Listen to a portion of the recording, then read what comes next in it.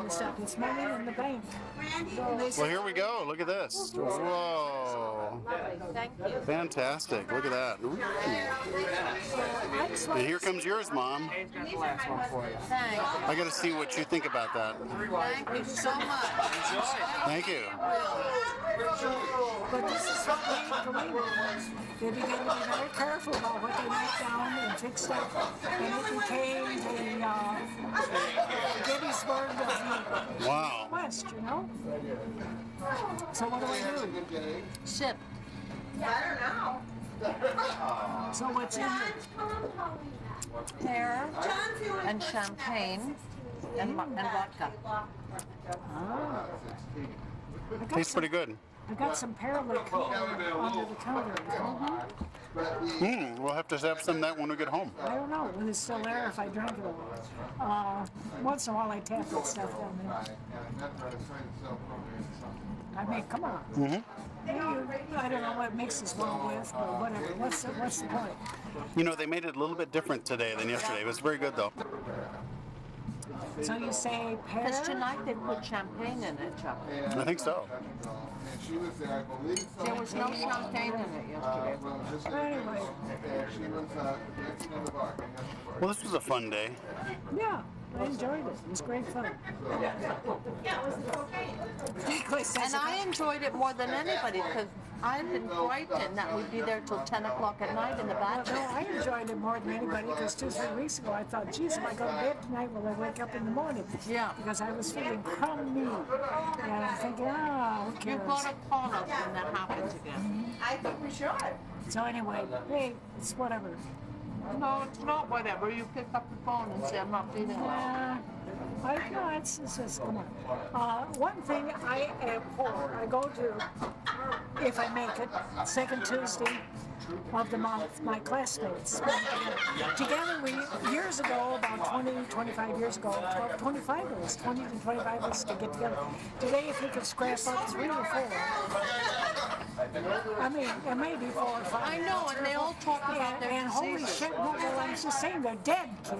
I know, but They're, you know, and it's like, oh shit, the ones that are there are such a joy to spend time with. I know, but with your immediate family, you can't go 3 or 4 months saying, I feel like shit, and not call us.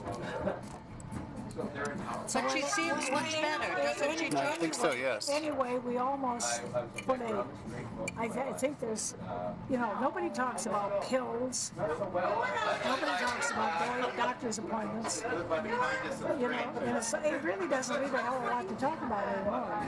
But it's like, oh, please. And I think maybe the ones that didn't show up don't want to come for that particular reason. On the other hand, they won't well enough to get there. And it's just amazing that you can get to this state. I know, it's amazing. You say shape out to shape out. So what do you think of that? But a lot of people like to talk about that, Gene. They like to talk about their illnesses. They want to share. It's all right. Okay. Well, so we want to share. But our experiences are so similar.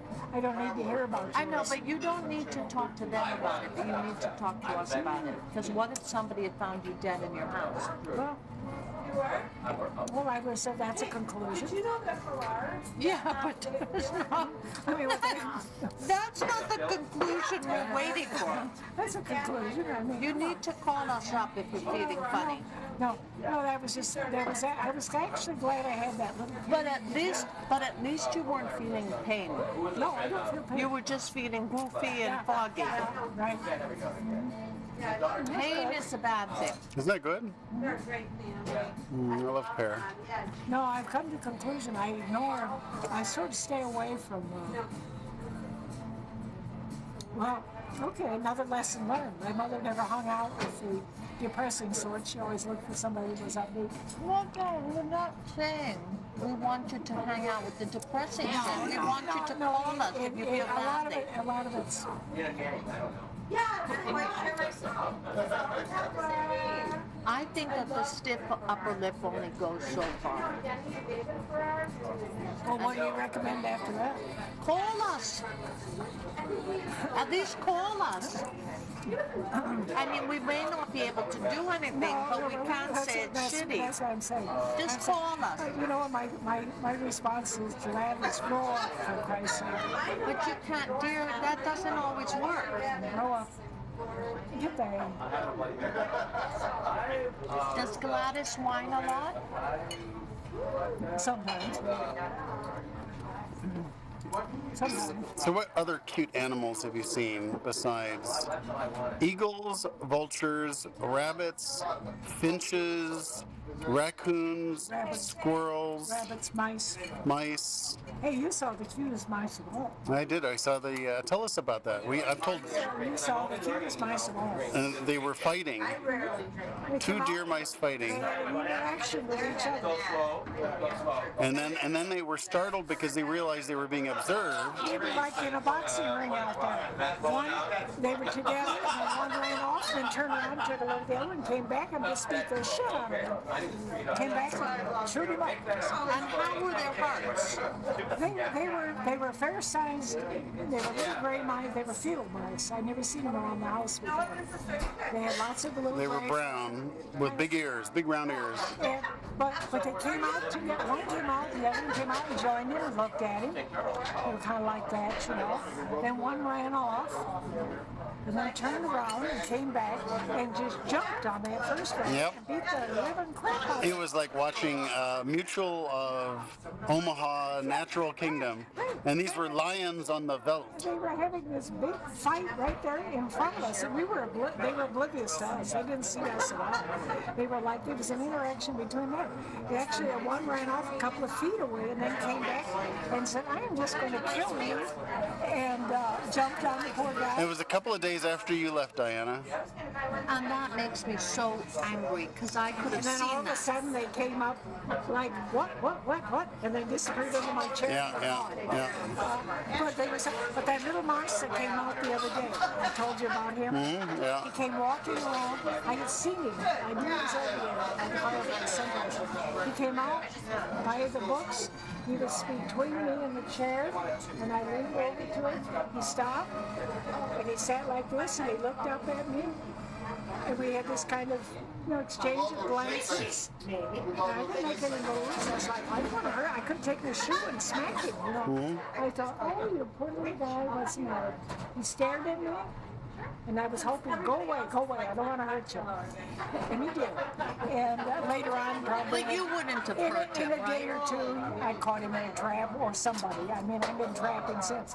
But he reminded me of the two roughnecks that came out and took each other out. Except that he knew I was there, and we had this kind of exchange, you know. But that happened because it was so cold, right? You think they came inside that night because it was so cold? Oh, yeah, they come in because they're looking for a warm spot. Sure, they come in, whatever. It's natural. Men I would do the same. We're looking for a place to cry in. But he had probably been there a long time. Who knows how many months he'd been running around in my living room. He kicked out of my suit and kitchen. Now they I used to. didn't see him, you know. There we go. Now you used to have the mice used to run around in the ceiling, but I don't hear them I anymore. don't hear them anymore either. Why is that? Why I are don't they know. You know why? No, I don't know. The barn's gone. What? The barn is gone.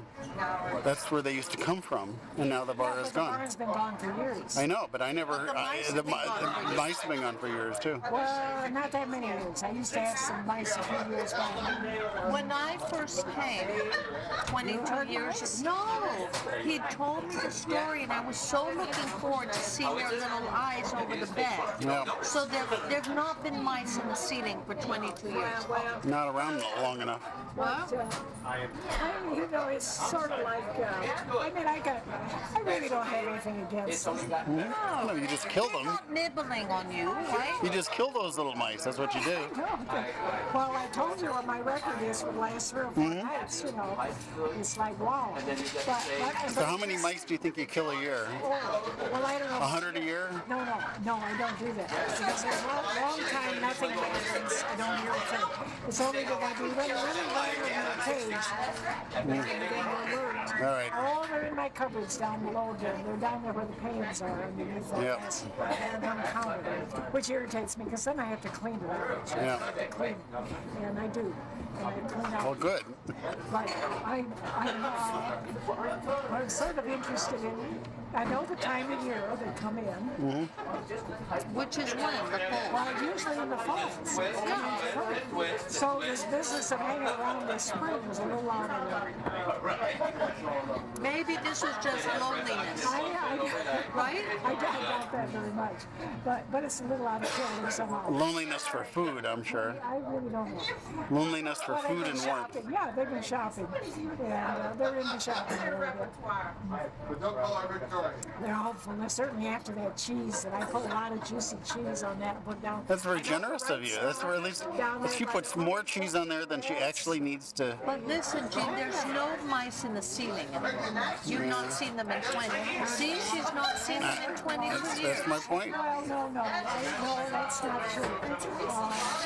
23 years ago, there have been periods, lapses. Would it come in the ceiling? Yeah. Sure. I've never been there with scurrying around. Of course, I always plan it. I always hope that that's going to be the case. I love the story of it going over his head. But I love the two mice that came out and fought before us.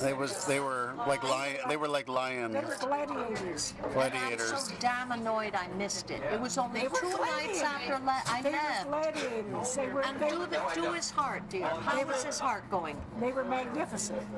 Their Chuck said their They hearts were were going. oblivious of us. They were only dealing with each other. And it was so intelligent.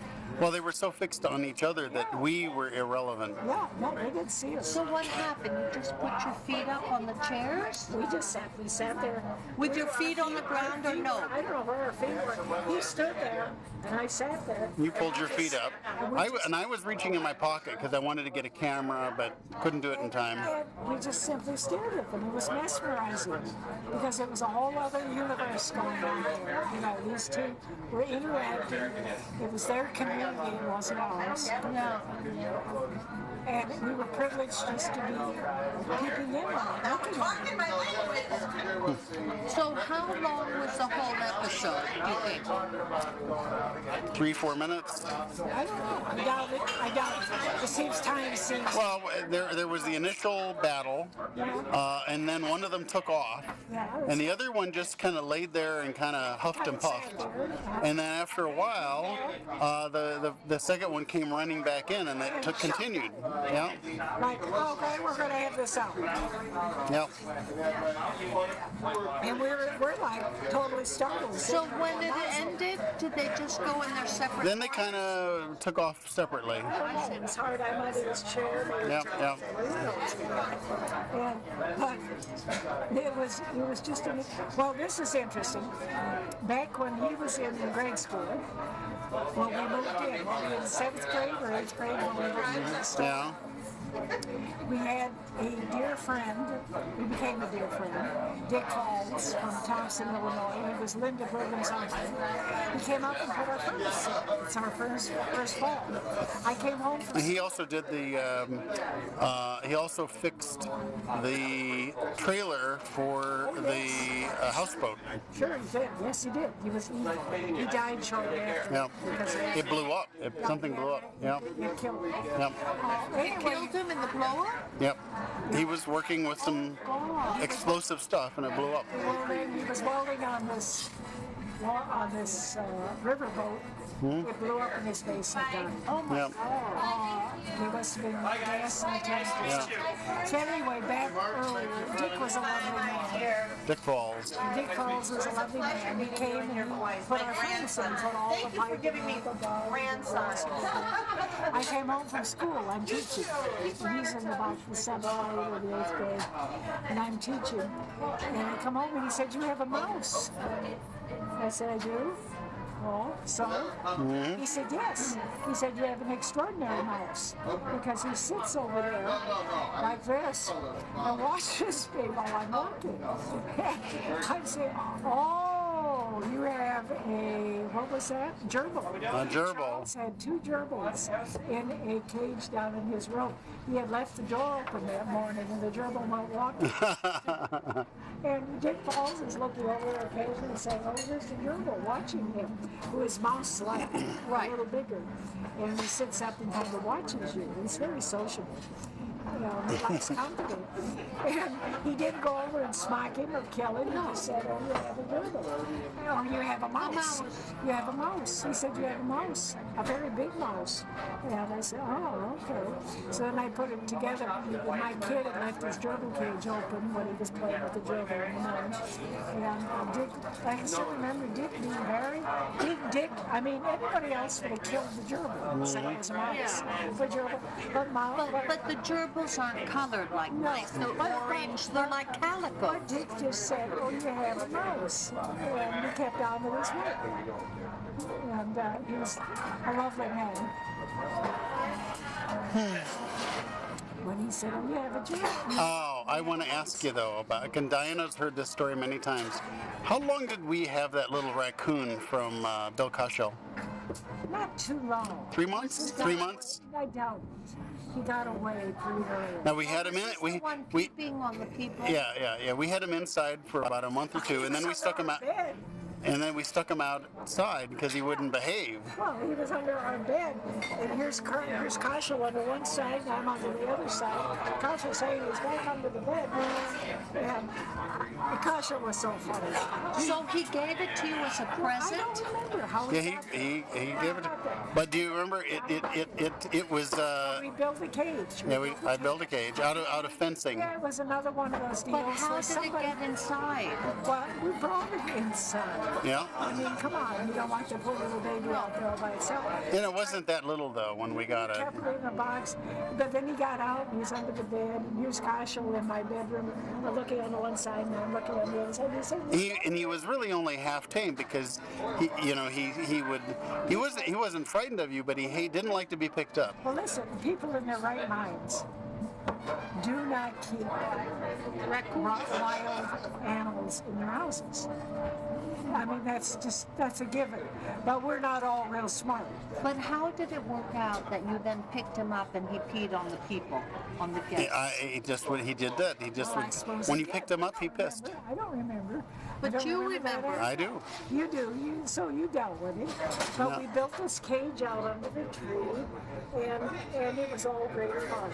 I can't remember who put it together. Did you? I think I put it together. Yeah. Out of fencing wire. And then you left it.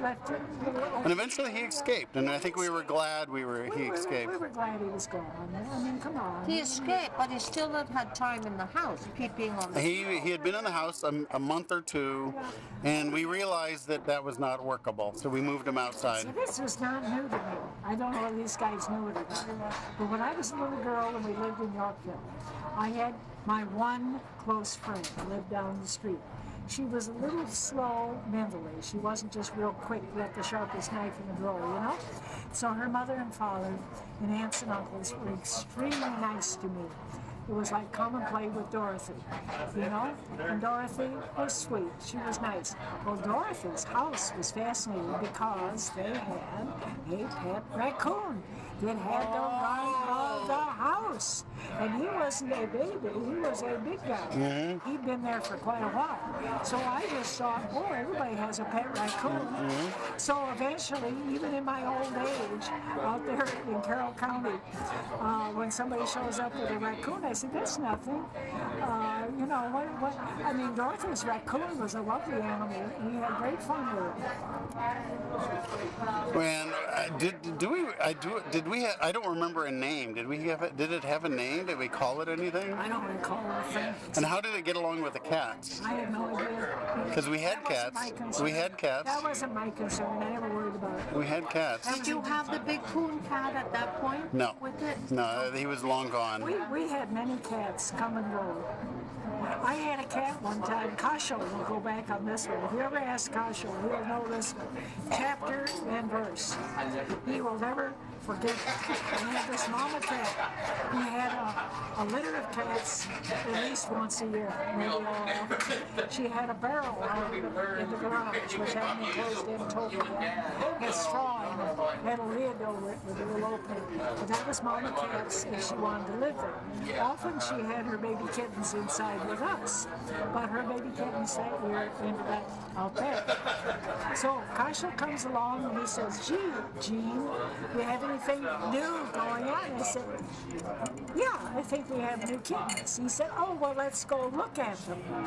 "How long have you had them?" I said, "Well, not very long. She hasn't had them very long. And I haven't bothered her. I don't like to bother her. I respect the mother cat, and she's a sweet cat." So we go out and we move the lid back, and he kept telling the story over and over and over again. Charles will probably remember it.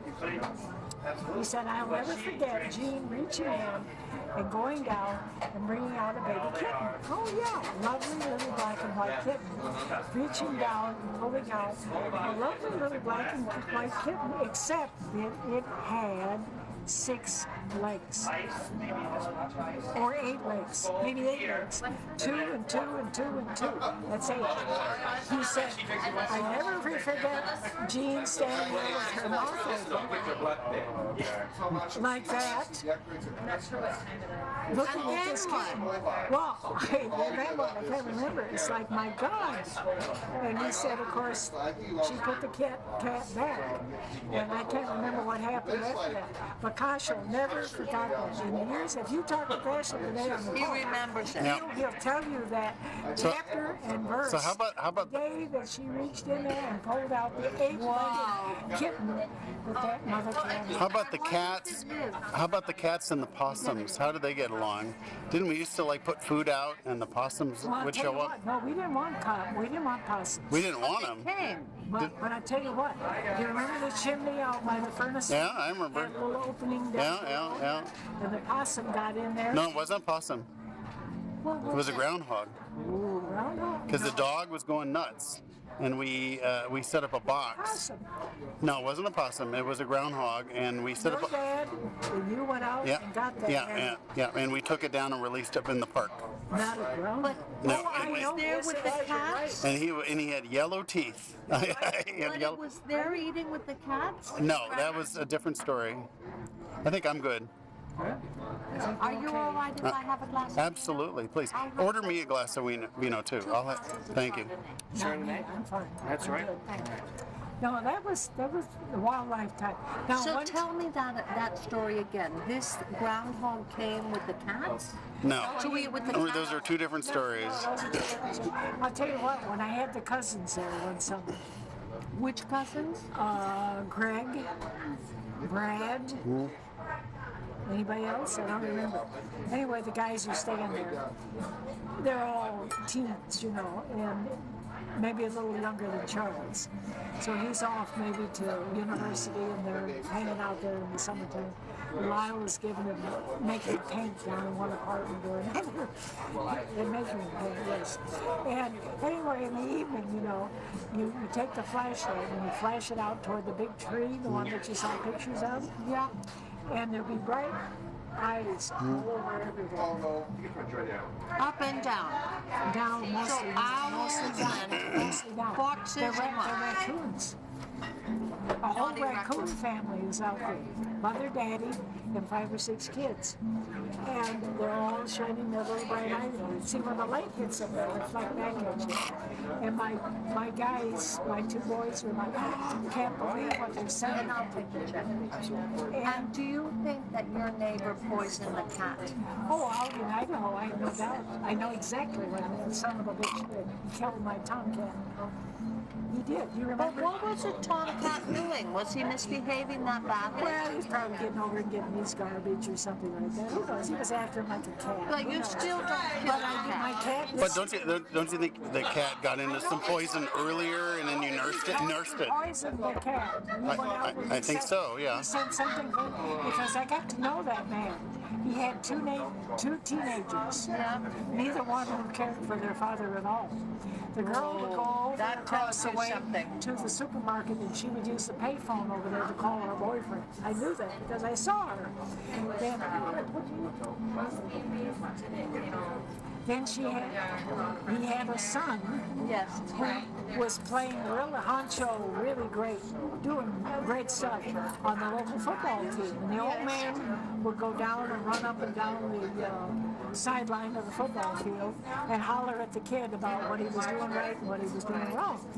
Okay, the kid so took offense to this that he no longer came home. He went and stayed with some friends up on the mountainside over there. Came to high school. He was not living at home. So the old man was oppressive and mean. Okay, so when the day came, What was the wife like? she was a mouse. A doormat, and so forth. So she was putting up with him. So anyway, the day came, my cat had not been home for a while. My cat was meticulous. It would go to the front door and yowl. I want out. Oh, I'd open the door and let it go out. I never come back and yowl. I want in. But this was the big coon cat, right? This was my lovely cat. I think it was half bobcat, but that's He was half bobcat. He was tomcat from Northern. But he was big. he had big paws and tufts in its ears. Yeah, you loved him. And he didn't come home. One day, I said something to my bozo next door. He was my immediate next door. I said something about my cat, and he said, "Oh, that was your cat." And I thought, uh-oh, wonder what that means. So my little boy, who's in about the 5th grade, is out rambling the woods. That walk across the street from us that was the grandfathered woods deal. And certainly the state couldn't take it because it belonged to somebody, and they didn't run their wires over each other. Today there's banks in there. He went over and he's rambling through the woods like all those guys do. And he came home and he said, "Mother," he'd have to tell the rest of it. He said, "I found the tomcat over there. He was asleep. And he was gone." And I thought, "You son of a bitch. You poisoned it, didn't you?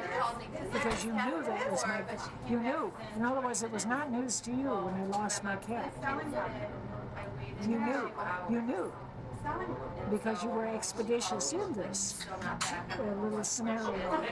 And I thought, well, you see, nothing surprised me because I already knew what he was like. I mean, I understand the relationship between him and his children. I mean, Terrible. why would you be surprised, But I knew that he had killed my cat. And you had the cat how Well, we were in Idaho, and Charles was 5, 6 years old. We were in Arco, Idaho, and the game warden out there said, "You want a kitten?" Yeah. And we got this kitten. And it went to and it went to Virginia with us. He went to Virginia with us, and he was our watch cat. He was. He would sit on our sidewalk in front of our house. What was his name again? Duke? Tiger. Tiger. And Tiger would sit on our front sidewalk, and I would come home, and Tiger would be sitting there waiting for me. And no one, I knew, no one, no wild, no dog, no cat, nobody had walked across the yard while my Tiger sat there waiting for me. Then when the house would open, he would come in and go to sleep, and I had to. And where did Tiger sleep? Well, he slept any place he wanted to sleep. Yeah. Which was where normally? On your bed or? He was always comfortable. I fed him in the laundry room. Tiger got very sick. I know, but I had pneumonia. He had pneumonia. and you nursed him back. Then You wrapped him in a towel and you fed him sugar and milk and bread. Oh, there's much more than that. Tuna fish. Tuna fish. I remember. Yeah. And oatmeal. Yeah. And whatever gruel. I mean, Yeah. come on. And he fought it. Oh, So did you do it to droppers? You force spit him. How did you do it? Droppers? She wrapped like a papoose. No, your father had this jacket. It was a camouflage jacket from the submarine. Yeah. It was heavy canvas. I would wrap that around him like this, so all his claws were inside and like this, and I would say, this is the way it goes. And I would shove that thing But with down. the spoon or Oh, what? I don't know. I don't remember the spoon. I would probably open the mouth. But when the cat got better, its attitude even changed. It would follow you around like a dog. No, this is the way it went. I said, this is when I brought him home. See, I had a $40 vet bill with him. I'm sick. I'm sick. My cat was sick. I said, take my cat to the veterinarian. I have pneumonia. I am going out to Langley and getting a shot every day of penicillin, double shot. Because they say you can't put you in the hospital because the hospital is loaded. Everybody's sick. Yeah. You can't put you in there. You sleep in the home. Go home. Come back. And is I back? Yeah, we'll do that. So I would go back. My cat is sick. He's not eating. He's laying there like, So he's losing weight. oh yeah, he's dying. Yep. And he's dying. He's got pneumonia. He's got cat pneumonia, whatever it is. I said to Lyle, take him to the veterinarian. My cat's going to die. Okay, yeah, right, okay. So he takes him to the veterinarian. He spends a week. They pour stuff into him. They hold him up with a wire to his arm or whatever. Like, you know, it's really weird, but they kept him alive. Then when they go to pick him up, it's a $40 bill, and they say, now you gotta, he's not gonna eat by himself, because he's been eating intravenously. He's not really eating. He does not remember how to eat. A cat has to smell it. He has to come through the nostrils when he wants to eat. And he doesn't get it yet. He's lost it. So I said, I'll keep him alive. I take him, I'm back. I'm on my feet. I'm going to get well. I'm going to keep my damn cat alive, too. And so I go home and wrap him up and stuff him with that stuff. Every day I have to take the jacket and throw it through the washing machine because it's encrusted with oatmeal, tuna fish. But when that cat got better, he followed you around like a dog. One day I said to him, look at you. Man, I'm stuffing you down here every day for like how long? Look at you. You look pretty damn good. I said, this is it. You're going to have to get over it. He looked at me like, oh, you know, I said, that's it. Here's your dinner. It's on the floor. Then I stand there and watch it and watch it. Well, no, I won't eat it. I remember how to eat it. Feed it to me. Feed it to me. And, yeah, feed it to me. So I'm like, oh, okay, you little son of a bitch. And I'm in the hall. There's a hallway there. Like that. And I'm saying, that's what you're going to do. That's what you're going to do. Oh, well, he and I have this. He's very intellectual. He's A very intellectual cat. very bright. And he and I are staring back at each other. And we're going like this, you know. And I'm saying, you aren't going to eat this, you know. And he's saying, I'm not going to eat this, you know. And I'm saying, yes, you are. And so this goes on. I said, starve to death. And who the hell cares? So I back off and I say, that's it. Hey, here's your food. Eat it. Well, you know, I'm not going to have that happen. So I get back and they say, yeah, you're a little bastard. You're going to eat. And so forth. Now, we're looking at each other down the hall. And I think, I know the deal. I get the deal. I get it. I get it. I get it. I'm not stupid. I'm well. I get it. I look at him, and all of it, one of us is going to break. Right. One of us is going to break. All of a sudden, he went, whoo! He ran off, staring at me. What did he eat? He couldn't handle it. I've heard the story. And he came back and he started to eat. Yeah. And he he tried to fake it for a long time. He go, but he wouldn't get anything in his mouth. And I'd say, you gotta get it, baby. All of a sudden he went, and I thought, I got you. And he ate and he was And fine. he ate, and he began to gain weight, and he survived. But I thought, But then the cat followed her like a dog, you right? know, well, I mean, he was my friend. But afterwards, the cat was even more adoring. He would follow you around. I remember he would follow you around from room to room. You know what I think? I think the veil between us and the animals is Very slim. very thin, very thin. Very It's slim. so close because he and I, we understood each other. It was a matter of will. I said, I will do this. And he said, you won't. And I said, yes, I will. Yeah. And all of a sudden one day he came in. Wah! He went, wah! Just like that, just like that. And he ate. That's a great story. Such a funny man. He was such a funny cat. So you had him for how many years? 4 or 5. We were out in Idaho, and we ended up back in Idaho. We took him back with us. I mean, come on, he was like a child in front of us. Of course. Yeah. All the animals He are. was a funny little cat. A big cat, actually. He was a heavy. He scared He the grew shit out of you. Yeah. When we first got him, he's 5 years old. This cat would come out and sit on top of the furniture, the stuffed, overstuffed furniture, and watch for 2 things. My dog, which was Pepper, black and white spaniel, and he would jump on Pepper. Pepper would shield his eyes like this. Well, must have gotten to Pepper's eyes or something, because Pepper was because he hated this Pepper. And the other one was my little boy would come out from bedroom in his sleepers, you know, and he would scream and cry. I said, what is the matter, Charles? He said, the cat jumped on me. And jumped on his feet. But he'd do it every day, right here? He did it a lot. He did it a lot. He waited, and then there was and a couple of times I woke up and it was sitting on my chest, That made me nervous. and it was staring at my mouth, and its whiskers were going up and down with my breath, and it was, you know. That was creepy.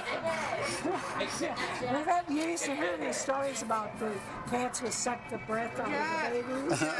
Well, this guy was 5 years So old. what? You'd wake up and see him? Yeah. And scream? Yeah. Well, yeah, he would cry to me, and he would come out by my terrible cat sitting on the line waiting for him, who would jump on him. I love it. And I tell you, you couldn't And looking at him breathe. you could not have written more wild stories than this. What a lovely time. Well, like I say, this child was a lovely child.